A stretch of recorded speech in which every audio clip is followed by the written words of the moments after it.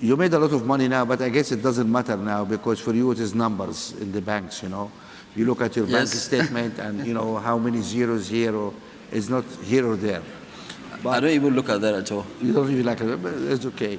But when you made your first million or 5 million, how we deal with that? When you made your first million or 5 million or? You know, the way it is that when you first start business, your target is to make your first million. You know, okay, fine, I did that.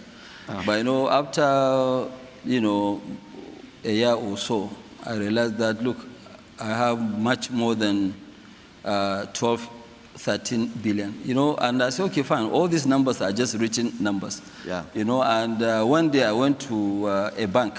Yeah. You know, at that time there were no restrictions of this, and I wrote a check and cash $10 million, and I took it home. For yourself? For myself, yes. You cashed $10 million from the bank? Yes. Yes, and took it? I put it in the boot of my vehicle, and I went home, and I opened it, and I look at 10 million, I said, that, okay, fine, now I believe I have money.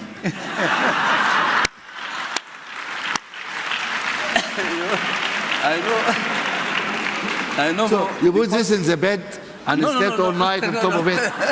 You made love to your money. It was in the boot of my car. You know, car. Yeah. But I brought it, and I went there by myself. I drove myself to the bank. I cashed the money, and you know, I put it in my room, and I look at the money, and I took it back to the bank the next day. Can I ask you how much money you have in your wallet today? Today? Yeah. How much money you have in your pocket? You'll be very, very surprised. I don't even have, not even $1, nothing. You have no money on you? Nothing. Okay. Nothing. I have nothing. That's money for you guys. When you have money, you don't carry money. That's really interesting. No, that's. I know you also started the foundation.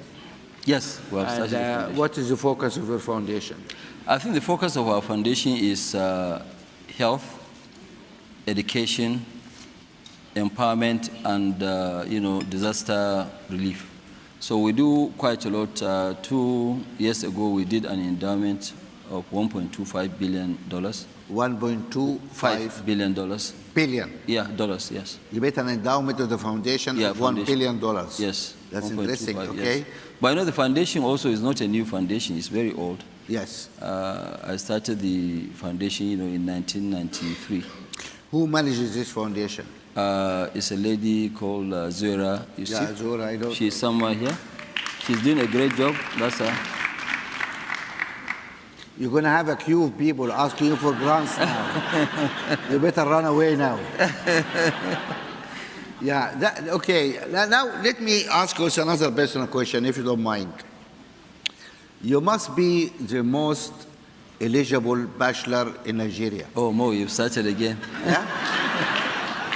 I mean, you are nice, you are handsome, you are slim, and you're the richest man in Nigeria. You're always courteous, and I imagine there's a whole huge queue of young women outside your office every morning. Hi, Alinko. You know, what's going to happen? I mean, you. Well, Mo, of course, yes, it is natural. Yeah. But, you know, I will now tell all those ladies to go and apply through my brother, who is my consultant. And he will help me and vet which one I should marry. Who's that consultant? That's Mo Ibrahim. Oh, that's me? Yes.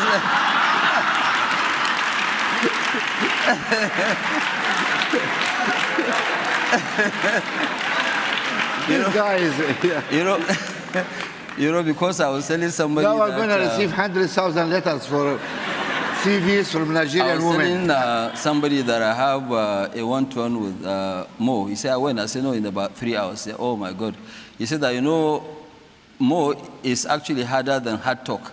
I said, really? He said, yes. You know, it's better you go and face hard talk than facing Mo. I said, no, don't worry. He is my brother. He'll be sort of me. No, I think we have been kind to him today. Yes? We do not have. No, thank you very much, Alinko. Please give me a hand. And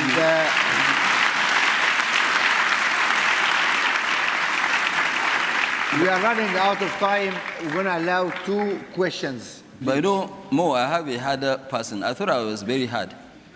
You? But yes, I have somebody in the family very hard. My daughter is here, Halima. She's very hard. Oh, Halima is a character. Yes. That's why she's hiding. She doesn't want people to see her. Yeah, Halima is she's like a businesswoman, and yes. she's building her own space now. Yes. That is wonderful. She was with us in dinner last night, actually, when you were late. I'm going to allow only 2 questions because we run out of time, but I really need interesting, serious questions. Not application for marriage or... Okay, somebody over there, yes, go ahead.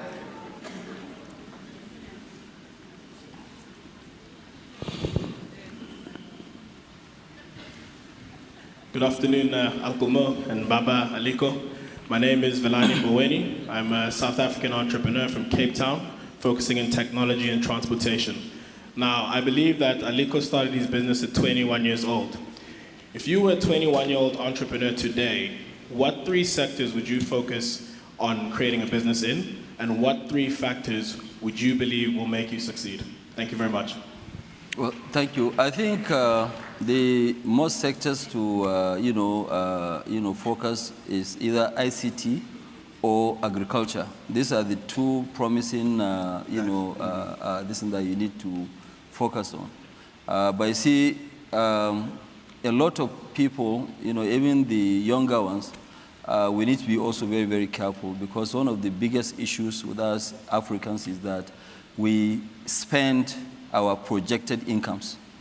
Once you start doing business, business starts doing well, rather than for you to keep reinvesting into the business, you start spending money and thinking that profit will continue to come.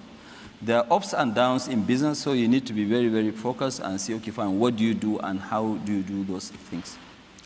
So you're not supposed to buy a Porsche car or... No, you are not supposed to do that. You see, because those luxury things, they also take up your time, which will not make you focus on your business. It's like what I don't have any holiday home anywhere. Yeah.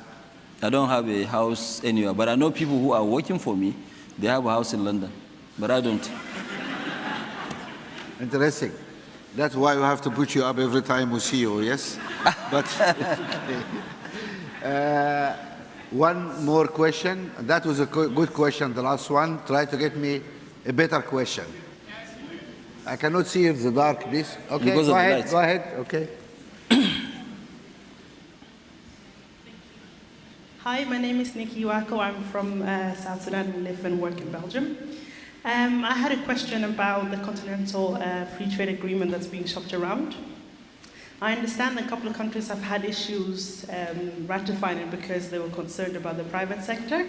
And as a key member of the private sector, I would like to know, are you truly concerned about the impact of the free trade agreement on the industry in Nigeria? And secondly, the infant industry protection in the agreement, do you think that would be a challenging, or would that be a root cause for why Benin, for example, is not allowing your products in the region? I think you answered that question. Well, I've answered that question, but you see, let me also... if you answer that question, let's allow another question. No, she asked because you said it's not working. It's not working, it's true. So, what more you want to say? No, what she said was, think about the industry, right? Am I right? Yeah, well, yes. The issue is that if we'll implement it to the latter, then it's okay. For example, South Africa, they signed, but they said that, yes, it has to have 80% content, local content. If it's 80% local content, I want you to count 20 things in the entire Africa where we produce with 80% local content. Okay, because the biggest issue that we have a structural problem in terms of industrialization in Africa. Most of the factories that we have in Africa, they are just assembly plants. Assembly, yes. Okay, so they don't really process local raw material to this. Like us now, if you look at it before in cement, we're importing. Now we produce almost every single thing in Nigeria, with the exception of what we don't have enough, which is the the gypsum. Gypsum is only 3%, which is really peanuts. It's nothing. It's very cheap. it doesn't even, it doesn't But help do us. you think that 80% is a high bar? I think, I think more we have to really protect our region because, I'm sorry to say this, because a lot of people who are pushing for this CFTA, they are just looking at some of the weaker countries to go through and push their products into Africa. So if we are going to, I don't mind, even if it's 70%, we can start. Even 80% that South Africa said that, look, it has to be 80%. I think it's too high. But we can even go down to 70. The biggest challenge is the implementation. Because today, if now the Republic of Benin are not allowing me to take cement in, which is 28 kilometers, how can somebody from Côte d'Ivoire be able to now send their goods by road to Nigeria? It's only 1,000 kilometers. But it will be very difficult because he will have problems with the Republic of Benin allowing you to enter. Okay, I think we need to ask that question to our friends in Côte d'Ivoire here. Maybe ask the president. We're going to see the president in 1 hour. Yeah, well, no, Can we ask him? Yeah, we can ask him. But I think, how they're going to manage to, you see, because it will help quite a lot when we have this in between all the countries. Yeah. Where people now, for example, I mean, in Côte d'Ivoire, everybody wants to come now. And so let us summarize here. The message from business really is that please be real. Our political leaders, you sign agreements about free trade among African countries. Please do it. Implement what you signed. They have to do it more because you see, it's just like today more. Every day you invite me for dinner, and I'll call on you. You give me dinner. Both of us were doing business of similarities, and we are not doing any business. It is only a matter of time that we believe that, look, we are wasting my time, and I'm also wasting my time. Okay? So for countries, for us to strengthen those relationships, we have to have an economic relationship. Economic integration is useful. Yes. That's right. So the integration really is useful. We shouldn't be complaining that, yes, we have a lot of youth. You see, and we have to be very careful. We've seen this in North Africa. The time bomb that we have is this youth that they don't have jobs. Okay. With this note on integration, I have to end this because we are running out of time. Please give a hand to a brave man.